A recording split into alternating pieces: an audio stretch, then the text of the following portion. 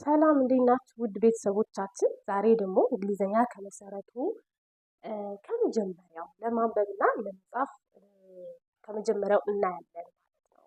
ስማችሁን ለመጻፍ ሊሆን ይችላል። ከመጀመሪያው እንዴት ነው የሚነበቡት በአማርኛ ፊደሎች በእንግሊዘኛ እንዴት ነው የሚጻፉት የሚለውን እናያለን ማለት ነው። የመጀመሪያው ሀ ነው። ሀ እንዴት ይጻፋል የሚለው ማለት ነው። በአማርኛው ሀ በእንግሊዘኛ ኤች ኤ ሀ ተብሎ ይነበባል ማለት ነው። ሁ ኤች ዩ ሁ ኤች አይ ሂ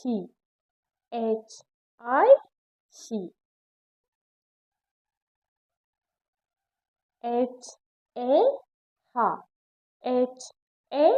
ሃ ተመሳሳይ ነው። የመጀመሪያውና አራተኛው ሃ ስለሆነ ተመሳሳይ ነው የሚሆነው። ኤች ኢ ሄ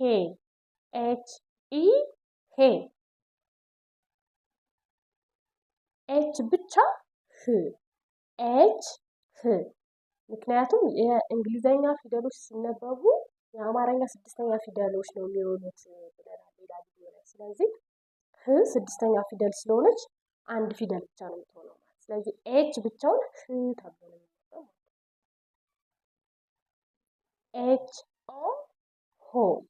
ኤች ኦ ሆ ኤል ኢ ለ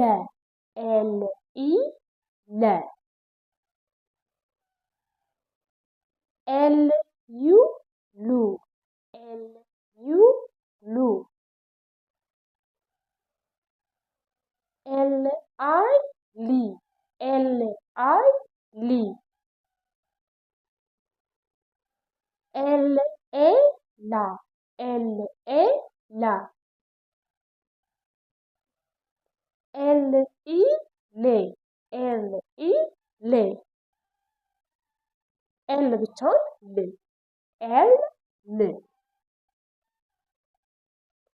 ኤል ኦ ሎ ኤች ኤ ሃ ተመሳሳይ ስለሆነ ማለት ነው ከዛኛው ሃ ጋር ሀሌታው ሃ አለ።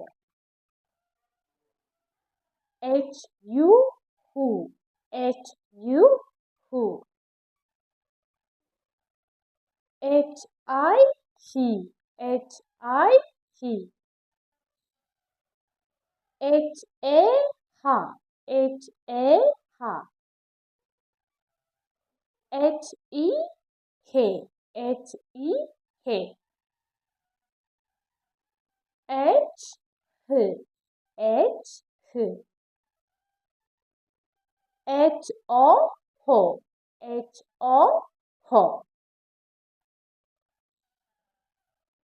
ኤም ኢ መ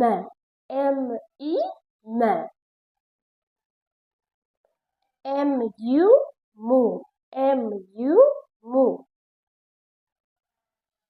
ኤም አይ ሚ ኤም ኤ ማ ኤም ኢ ሜ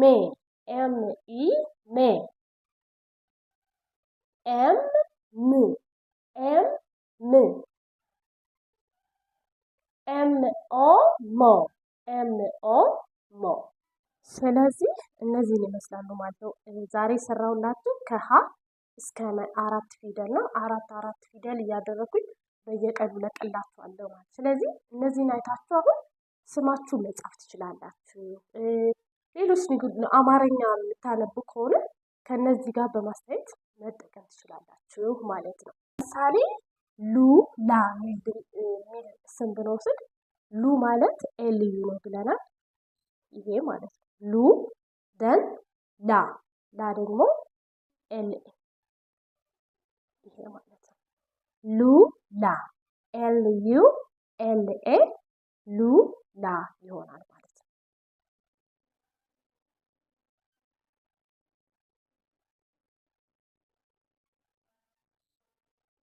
እንደዚህ ማለት ነው። ሉላ ሄሉ ስንት ነው? ሄሉ ሄ ኤች ኢ ነው ብለናል።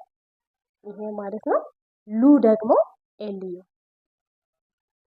ሄሉ ኤች ኢ ኤል ዩ ማለት ነው። ልክ እንደዚህ ይጻፋል ማለት ነው። ሶስተኛ ምሳሌ ብንወስድ ለምሳሌ ሊ ሁለት ጊዜ ሊ ማለት ነው። ሶ ሊ ኤል አይ ነው። ይሄ ሁለቴ መጻፍ ማለት ነው። ልክ እንደዚህ ይጻፋል ማለት ነው። ሶ ይሄ ዛሬ ያየነው አራቱን ፊደሎች ነው ያየነው። የሀ ለ ሀ ለ አራት ፊደሎች ነው ያየነው። ተከታታይ ነው የሚለቅላችሁ ማለት ነው። ሁሉም ፊደሎች እስከ ከሀ እስከ ፈ ድረስ እናያለን። በቀን በቀን አራት እያደረኩ እለቅላችኋለሁ። ስማችሁን፣ ራሳችሁን ስም፣ አባት፣ የእናት እያሉ ሙሉ ስም መጻፍ መለማመድ ትችላላችሁ ማለት ነው። በጣም ቀላል ነው። እነዚህን ቪዲዮዎች ተከታተሉ። ላይክ፣ ፎሎ፣ ሼር አድርጉ። በጣም ነው የማመሰግነው።